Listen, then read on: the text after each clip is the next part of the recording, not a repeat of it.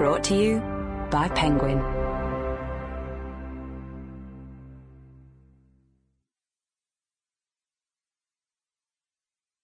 What Went Wrong with Capitalism? By Ruchir Sharma. Read by Fajer Al-Kaisi. Prologue. Why I Fell for Capitalism. The young often rebel against the systemic injustices of their time and place.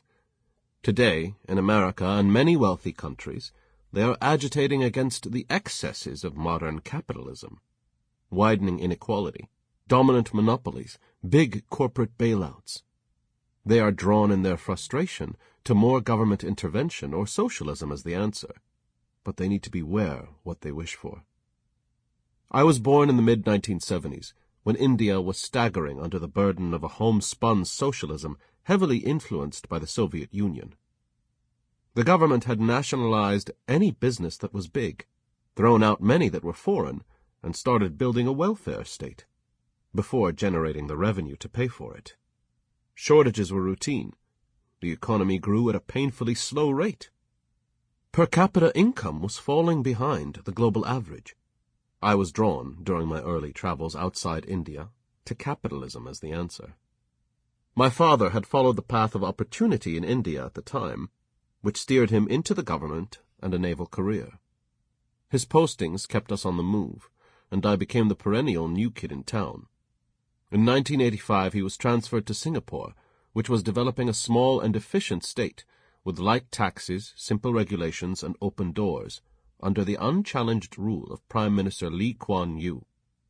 Most Singaporeans did not seem to mind that elections were carefully managed, because with economic freedoms so well established, average incomes were rising by more than 10% a year, better than double the global average.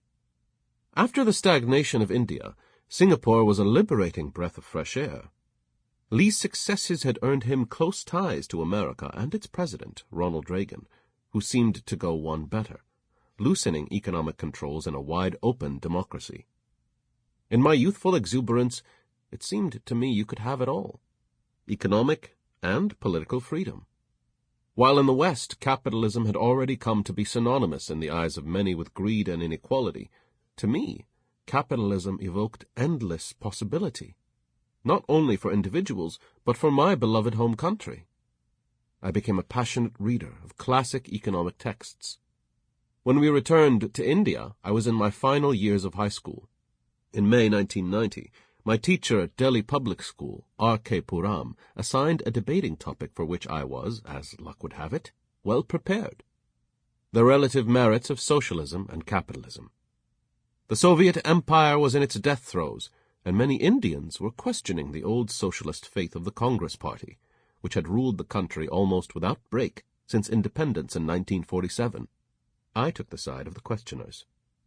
Why, I asked, was a democracy like India so fiercely proud of its political freedoms, so unwilling to grant its people economic freedom as well?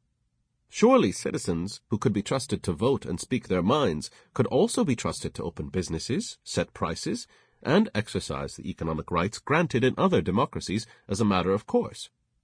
Wealth was rising, and social welfare was improving faster in capitalist societies than in their socialist rivals.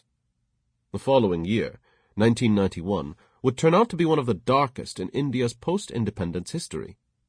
Decades of overspending had driven the country to the verge of default on its foreign debts. Prime Minister Rajiv Gandhi, a scion of the Congress Party's leading family, had taken tentative steps to open up India's economy.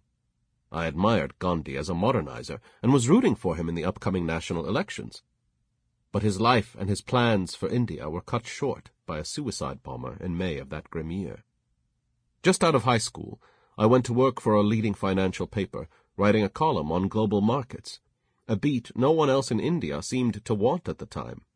2 months after Gandhi's assassination, my press credential got me in to see the maiden parliamentary address of the finance minister, Manmohan Singh, who captured all the pathos and promise of that moment. As I rise, I am overpowered by a strange feeling of loneliness, said Singh, honoring the tragedy of Gandhi's assassination, before promising to push forward his economic agenda in a series of big... Sample complete. Ready to continue?